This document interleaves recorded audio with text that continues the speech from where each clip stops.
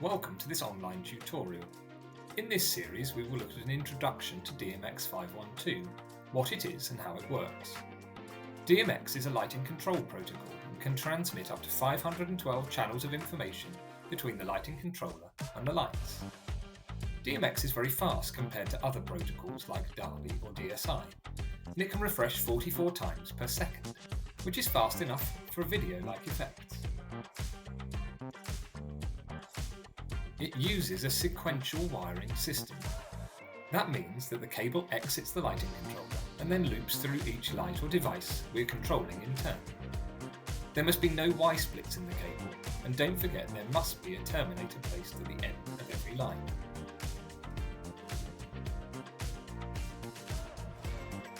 DMX uses three conductors of the cable. These are named ground, data plus, and data minus. It's usually connected with a 5-pin XLR, with only the first 3 pins used.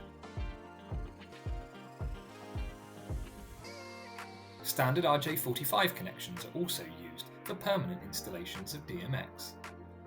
Whichever cable is selected, it must be a twisted pair. The data minus and data plus signals are transmitted over the twisted pair to reduce interference. Whichever type of cable you choose, 300 meters is the absolute maximum length, and you must connect no more than 32 receivers to any one cable. Beyond that, you need to use a DMX splitter.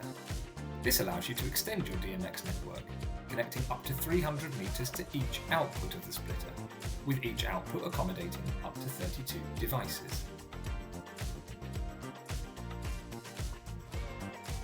For more information, additional resources or support, be sure to check out our other YouTube tutorials or visit artisticlicense.com.